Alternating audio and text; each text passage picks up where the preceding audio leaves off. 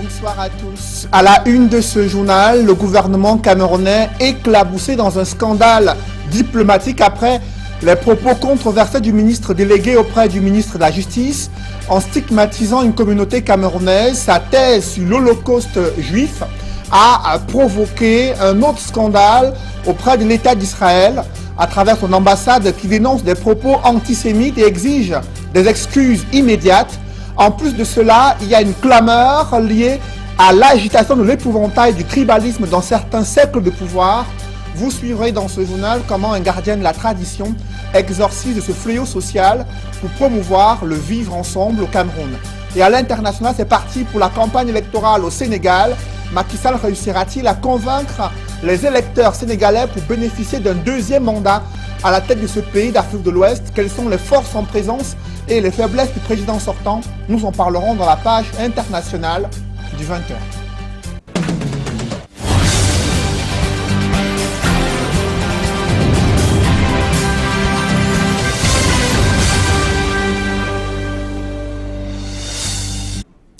Merci de suivre cette édition complète de l'information sur Equinox Télévision. Ces propos ont embrasé la toile 24 heures après la sortie médiatique du président du PADEC et ministre délégué auprès du ministre de la Justice, Jean de Dieu Momo, qui a évoqué une thèse comparative entre une communauté camerounaise et l'Holocauste juif vécu durant la période nazie en Allemagne et à travers le monde. Ces propos ont choqué l'État d'Israël à travers son ambassade au Cameroun, cette puissance mondiale qui dénonce des propos antisémites et exige des excuses immédiates. Évocation de ces propos controversés du ministre Jean de Dieu Momo et la réaction de l'ambassade d'Israël au Cameroun. C'est dans ce reportage que signe Flavien Valondongo. Dimanche 3 février 2019, sur la télévision publique camerounaise, le ministre délégué auprès du ministre gardé des Sceaux, Jean de Dieu Momo, présente un tableau obscur d'une communauté camerounaise à tel point d'établir une comparaison avec l'histoire juive en Allemagne sous Hitler. Je dis à mes frères bamileke, il faut arrêter. Vous êtes en train de vous faire haïr. L'histoire bégaye. On raconte qu'en Allemagne, il y avait un peuple qui était très riche, qui avait tous les leviers économiques. C'était, n'est-ce pas, les Juifs. Et qu'ils étaient d'une arrogance. Moi, je dis, on raconte, c'est le bruit, je rapporte. Hein, et ils étaient d'une arrogance telle que le peuple allemand se sentait un peu frustré. Puis un jour est venu au pouvoir un certain Hitler, qui a mis, n'est-ce pas, ces populations-là dans les chambres à gaz. Donc je pense qu'il faut quand même que les gens qui sont instruits, comme M. Kamto, puissent savoir où ils amènent leur peuple. Ces propos du ministre délégué auprès du ministre gardé des Sceaux ont choqué Israël. Son ambassadeur accuse ce membre du gouvernement d'avoir justifié l'Holocauste par l'Allemagne nazie sous Hitler. Ces propos antisémites qui interviennent juste une semaine après que le monde et le Cameroun ont participé à la commémoration de la Journée internationale de souvenir de l'Holocauste constituent une grande déception au regard des relations bilatérales amicales qui existent entre le Cameroun et Israël, qui ne ménagent aucun effort pour soutenir le peuple camerounais dans tous les domaines. Au regard de cet incident diplomatique, l'ambassade d'Israël au Cameroun, scandalisée par des propos antisémites tenus par le membre du gouvernement, est montée au créneau pour exiger des excuses publiques. L'ambassade d'Israël au Cameroun se dit outragée par cette sortie qui décrit avec légèreté une histoire aussi triste et tragique de l'humanité qui fait entorse à l'image des relations entre nos deux peuples, condamne fermement ces propos et espère des excuses immédiates. Selon des experts, cette réaction israélienne vient provoquer un incident diplomatique.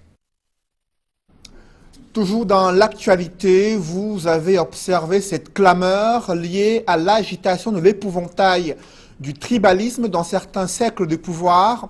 Cette montée du tribalisme et du repli identitaire suscite l'indignation d'un chef supérieur, notamment Sa Majesté Sokoudjou Jean Rameau, chef supérieur Bamenjou, qui déplore du tribalisme, il dit être lui-même l'exemple de l'intégration intercommunautaire à travers son enfance, lui qui a grandi dans une autre communauté où il a pu lui aussi apprendre des us et coutumes d'autres communautés installées au Cameroun. Il prône le vivre ensemble. Je vous propose de le suivre dans ce reportage que signent Innocent Abega et Jean-Paul Chouniat.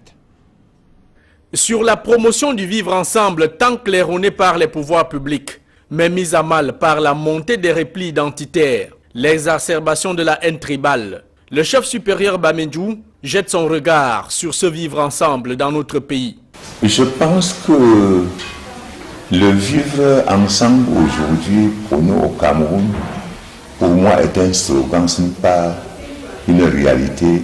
Le doyen des chefs traditionnels de l'Ouest s'indigne de l'écart entre l'idéal et la réalité d'un concept qui pourtant lui avait sauvé la vie dans sa jeunesse, accueilli et adopté par une famille bêtie.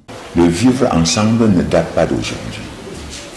N'eût été le vivre ensemble dans le vrai sens, au lieu d'être un slogan, c'est que je ne serais plus vivant. Voilà. Je suis de deux cultures bien enracinées au Cameroun. Je suis de culture bêtie et culture Bamileke. Or, c'est des choses qui n'existent plus aujourd'hui au Cameroun. J'ai été adopté par les bêtis. Je suis bêtis. Alors que c'est des choses qu'aujourd'hui, on parle, c'est un slogan, mais la réalité, il n'y est pas. Jusqu'à nos jours, confie le roi des Bamendjou, il continue d'administrer à partir de sa chefferie à l'ouest sa concession familiale héritée de son père adoptif qui était bêti. J'ai été adopté par un bêti qui, à sa mort, m'a choisi comme successeur, son successeur là-bas, alors que je me trouvais détenu en prison. Mais ça ne lui avait pas empêché de me prendre comme son successeur, parce qu'ils se disent que même après 50 ans, je serai libéré et être son successeur. Et c'est ça qui prévaut jusqu'à présent. Et je l'y suis. J'ai une famille là-bas avec un successeur qui me représente dans ma concession. Et ça, ma concession vit voilà, des Tanga, chez les Ewondo. Or, c'est des choses qui n'existent plus aujourd'hui au Cameroun. J'ai été adopté par les bêtis. Je suis bêtis. Alors que c'est des choses qu'aujourd'hui, on parle, c'est un slogan, mais la réalité, il n'y est pas. Et à chaque manifestation culturelle au village Bamendjou, la famille bêtie du roi Sokoudjou Jean Rameau ne passe point inaperçue, comme tout récemment au Chepan 2019. Pour démontrer sa haute idée du vivre ensemble devant prévaloir et servir de modèle au Cameroun, le faux de Bamendjou conserve jalousement les connaissances linguistiques et traditionnelles apprises de la culture bêtie. Bon, mais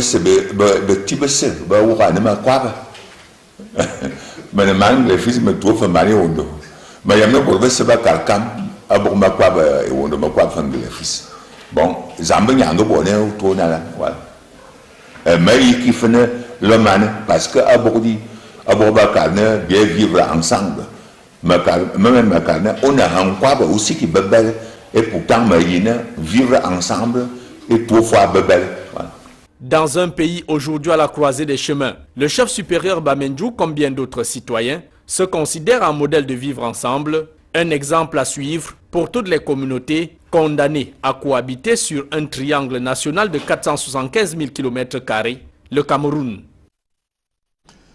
Dans l'actualité nationale, ça bouillonne au marché Mbopi. Ce lundi matin, plusieurs boutiques sont restées fermées, signe de protestation des commerçants contre la pose des scellés sur l'une des boutiques appartenant à la présidente de l'association des commerçants de ce marché Mbopi. Il déplore des actions menées par la communauté urbaine à leur encontre. Des précisions avec Steve Eboulet et Julingue Nyondé. Boutique fermée, silence de mort ce 4 février 2019 au marché Mbopi de Douala. Certains commerçants de cet espace marchand, l'un des plus grands de l'Afrique centrale, expriment ainsi leur mécontentement après la pose des scellés sur la boutique de l'une de leurs collègues, Alice Magodjo, engagée dans une bataille de leadership pour la défense des droits des commerçants dans le département du Vouri. La boutique de notre secrétaire général a été scellée par la communauté urbaine, représentée par M. Fritz Toré. Nos bureaux d'Ascodim ont été scellés. Nous sommes allés voir le préfet pour lui poser notre problème. Il nous a écoutés, il nous a dit qu'il devait nous rappeler après. Nous sommes allés voir M. Fritz Tonnet dans son bureau le lendemain. Il nous a dit qu'il ne recevait pas le mardi, mais qu'il recevait le vendredi.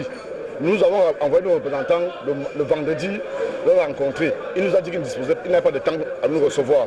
Et c'est là où nous avons décidé que comme il ne veut pas nous recevoir, nous allons fermer nos boutiques aujourd'hui lundi.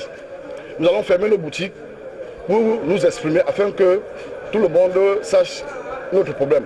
Sur les pancartes de fortune se trouvent les autres raisons de cette grogne. Ils s'opposent au retrait de leurs attributs de représentants des commerçants au profit d'autres personnes. Notre problème, c'est son comité ad hoc qui vient avec dans le marché. Nous sommes des commerçants. À nous, s'il veut un représentant de commerçant qui n'a qu'à nous demander, nous on va voter notre représentant et le proposer. Ce n'est pas que tu vas venir au marché, tu vas quitter le quartier avec des gens qu'on ne connaît même pas, sans même faire même une enquête sur eux. Tu prends 2 personnes, tu viens amener, tu viens mettre ici au marché comme nos représentants. Des gens même que le marché connaît, qui ne sont même pas d'abord des commerçants. Parmi nous, il y a des gens qui déposent des bilans en fin d'année aux impôts. Il y a des gens, des vrais commerçants. Mais comment quelqu'un qui ne fait même pas le commerce peut venir comprendre mon problème? Ces commerçants sont également en désaccord sur les aménagements électriques programmés dans ce marché. Ils ont voulu mettre un poste de transformation là-bas dehors pour nous vendre la lumière. Nous, on a dit non.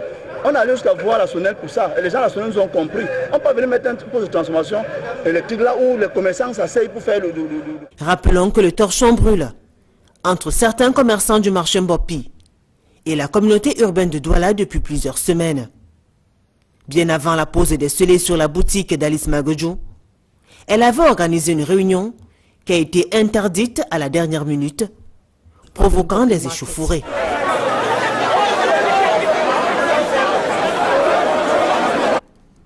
La communauté urbaine de Douala réagit dans un courrier électronique envoyé à la rédaction d'Equinox Télévision.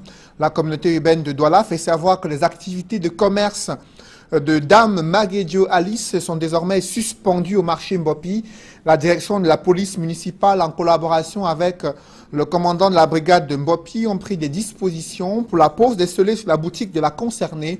Selon la communauté urbaine de Douala, Dame Maguedjo Alice s'est opposée à un projet d'installation d'un poste de transformation d'électricité pour pallier au risque d'incendie. La communauté urbaine de Douala précise que cette résistance de la présidente de l'association des commerçants du marché Mbopi est liée au fait que sa boutique se trouvait jusqu'ici sur l'emprise publique et sur l'espace choisi pour installer ce poste de transformation d'électricité.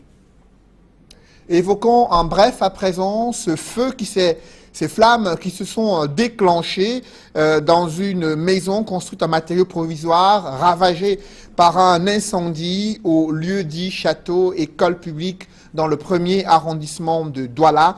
Les témoins racontent que l'incident a été causé par l'explosion d'une bouteille de gaz. Les populations ont pu circonscrire la propagation des flammes. Les dégâts matériels sont importants, aucune perte en vie humaine et des enquêtes qui se poursuivent pour déterminer l'origine réelle de cet incendie. Évoquons à présent cette histoire qui défraie la chronique à Douala.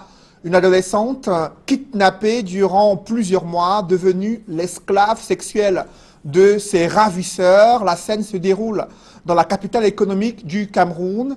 Les traces de cette fillette ont été retrouvées du côté de l'ouest, notamment dans le département d'Undé. Pourtant, sa mère, une femme démunie, a multiplié les dénonciations auprès de la police, de la justice camerounaise, afin que sa fille soit retrouvée.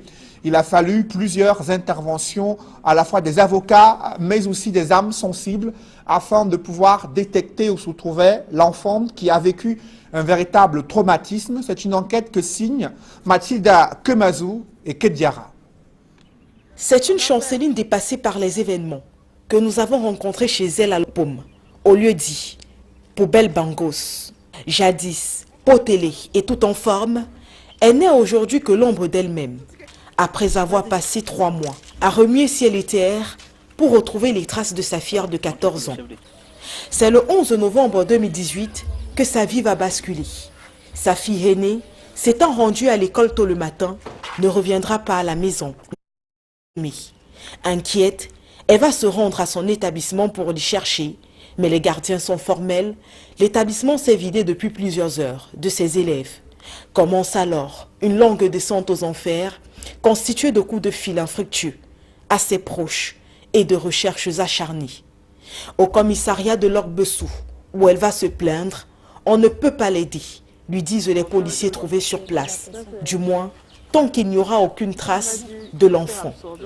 Alors qu'elle croit ne plus jamais revoir sa fille, elle reçoit un coup de fil le 5 décembre 2018. C'est un inconnu au bout du fil.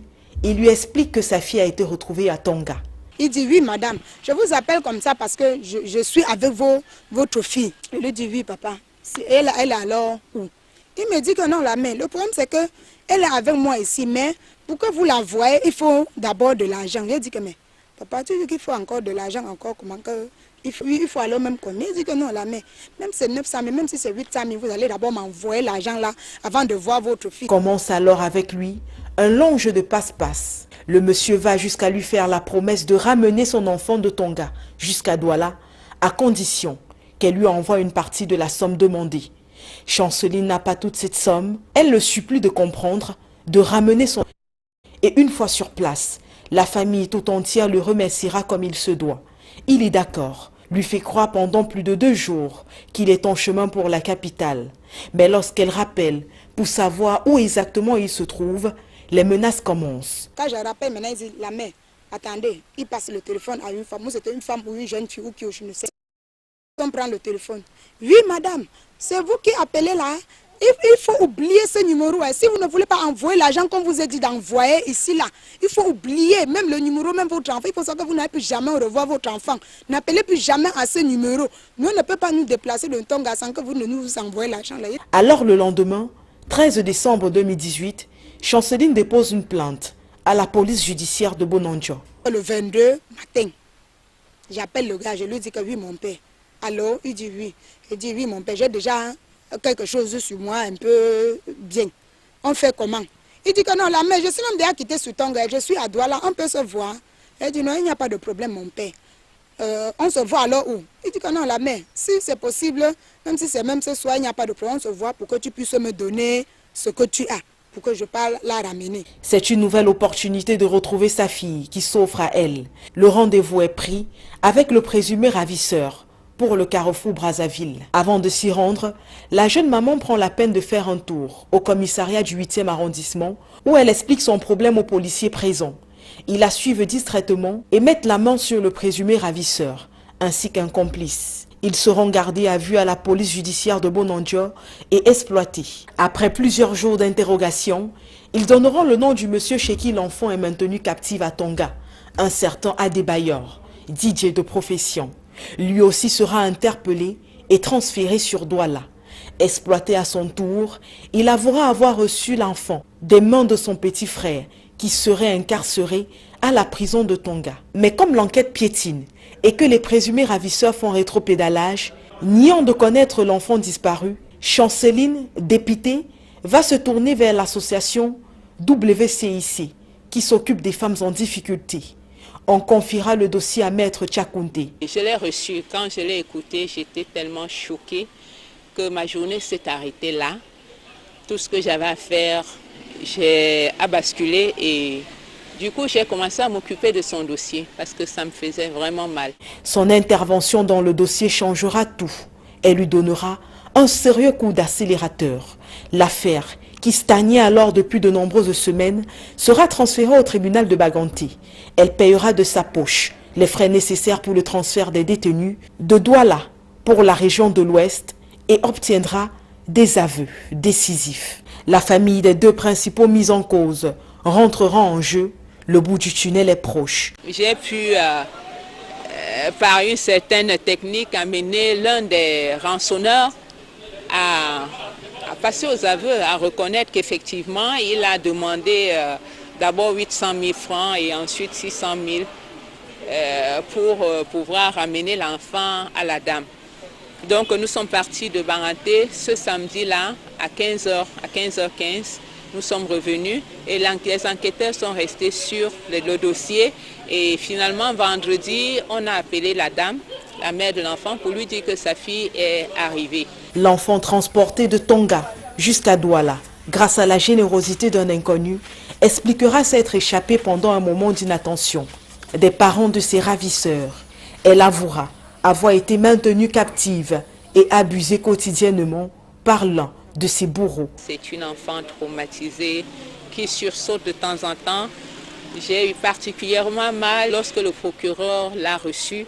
J'ai vu le procureur également touché, effondré dans tout son être. Lorsque cette fille disait c'était le sexe tous les jours, là où il m'a amené, il m'a livré à son grand frère. On faisait le sexe tous les jours, tous les jours, tous les jours.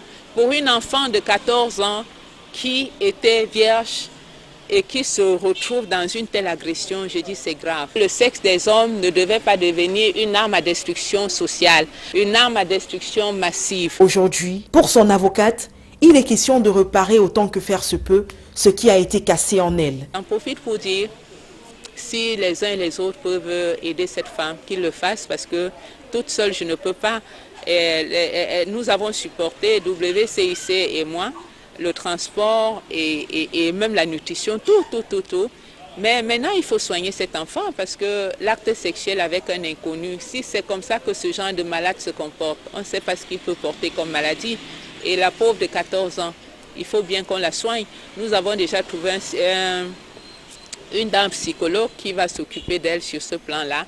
Mais sur le plan physique, elle a besoin des soins. Pour ce qui est des présumés ravisseurs et de leurs complices, ils sont toujours détenus à la prison de Tonga où ils attendent d'être jugés. Pendant ce temps, leurs victimes, brisées, cassées, essaient tant bien que mal de reprendre goût à la vie.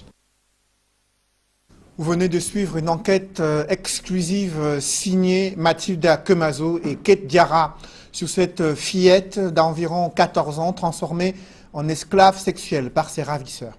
Évoquons un hommage de la nation à Jean Fouman Akam à la faveur de ses obsèques qui se sont déroulées durant le week-end dans son village natal. Vibrant hommage de la haute administration camerounaise et du gouvernement camerounais. Compte rendu, Emmanuel Job et Guy Zogo.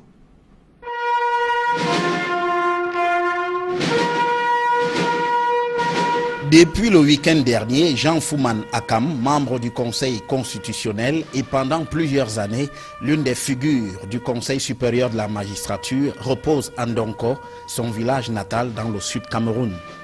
Ses obsèques ont connu un moment solennel à Yaoundé où un hommage lui a été rendu au siège du Conseil constitutionnel.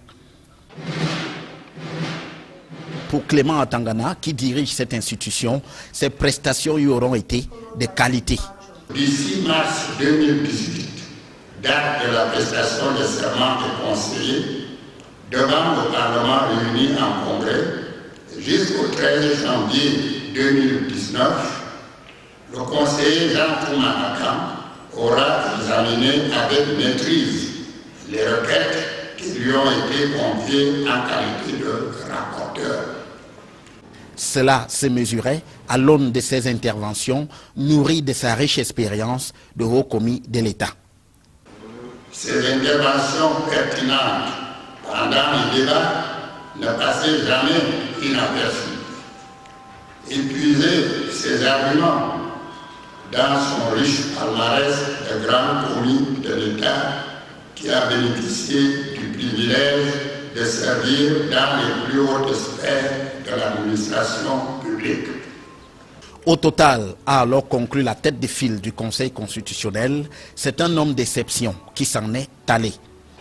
Pour la dernière fois, tes collègues tiendront une audience foraine à Ndongo, ton village natal, qui restera pour l'éternité le mausolée d'un homme d'exception. Connu pour être un proche du président de la République, le disparu a reçu un bouquet de fleurs de Chantal et Paul Biya.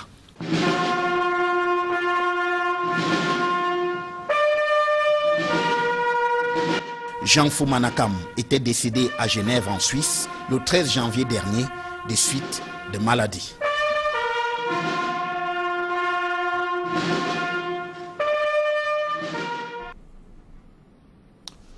Partons à présent à l'étranger, au Sénégal, où la campagne électorale a démarré dans la perspective de l'élection présidentielle prévue dans 3 semaines.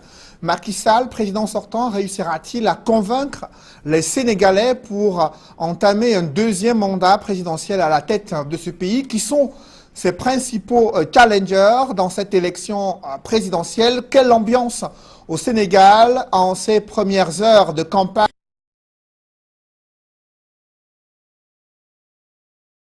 Campagne électorale lancée ce dimanche au Sénégal en vue de l'élection présidentielle dont le premier tour aura lieu le 24 février prochain.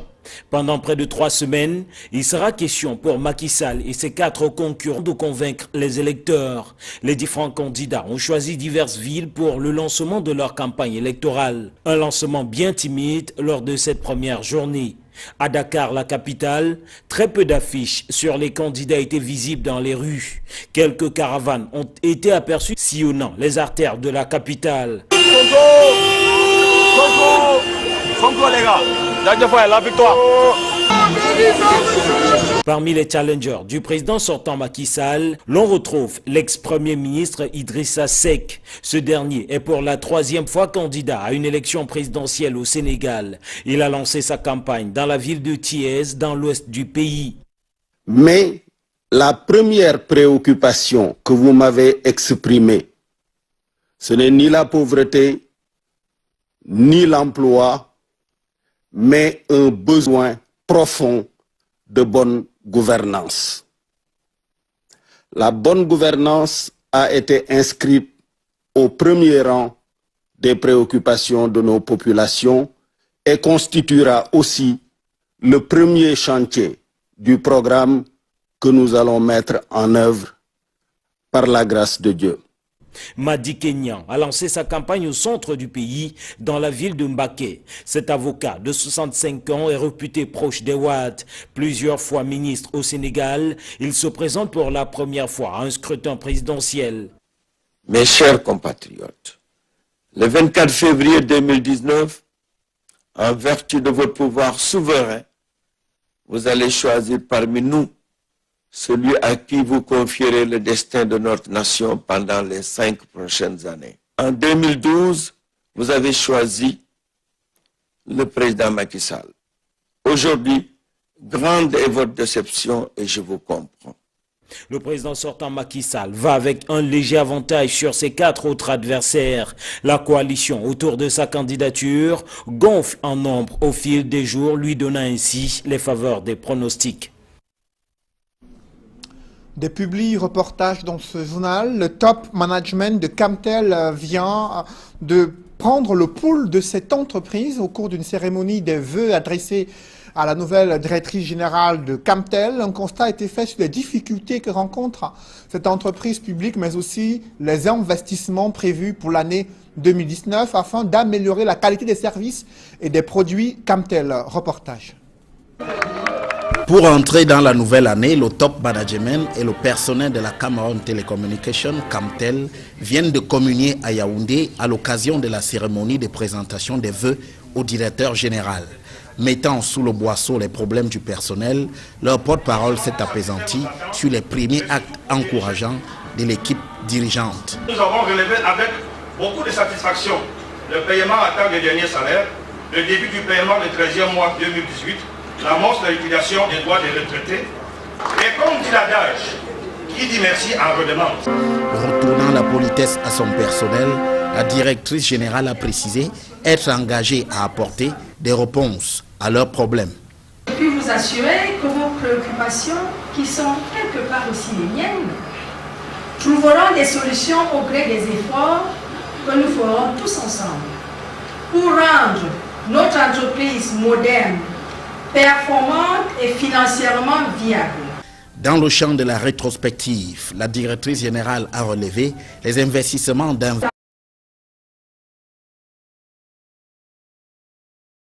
La mise en œuvre des chantiers de construction d'une liaison entre le Cameroun et le Brésil par câble sous-marin à fibre optique, ainsi que le complexe devant abriter le point d'atterrissement du dit câble à Crédit, puis l'édification d'un data center ultramoderne à Zamongo.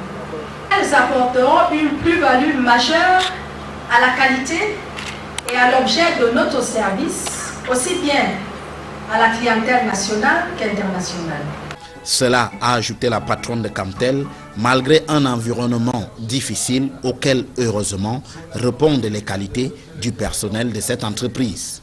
Voguant sur un océan agité, entre autres par une concurrence des plus ardues, qui exige de la part des navigateurs que nous sommes tous, dextérité, performance, efficacité et discipline.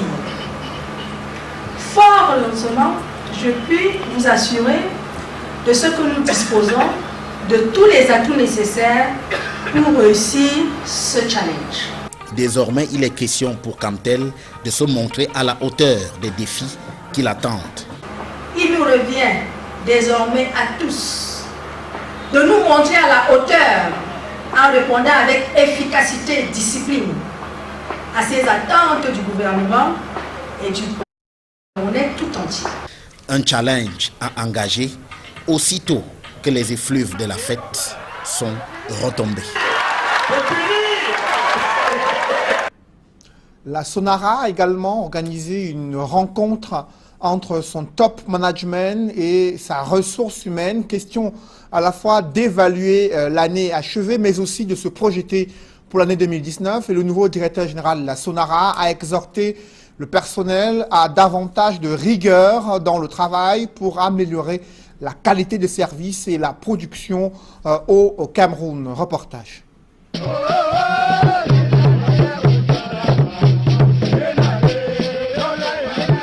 Ambiance festive ce jour au siège de la Société nationale de raffinage, Sialimbe, dans la région du Sud-Ouest. Il s'agit de la traditionnelle cérémonie de présentation des vœux de Nouvel An au tout nouveau directeur général de la Sonara.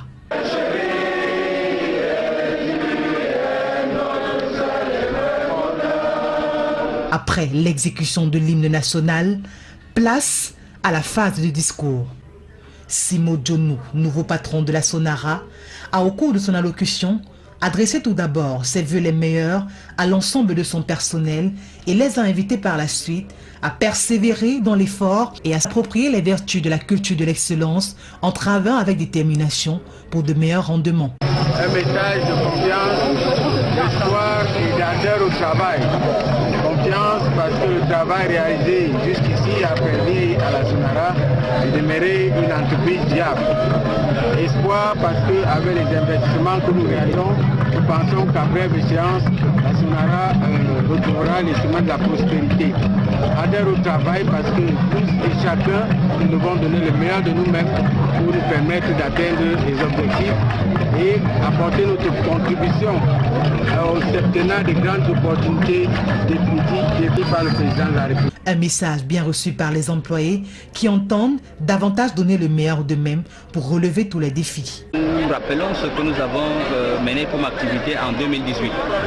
Vous avez suivi que nous avons passé en revue les activités phares menées dans chacune des directions et également tous les défis qui nous attendent, des défis que nous devons relever pour l'année 2019.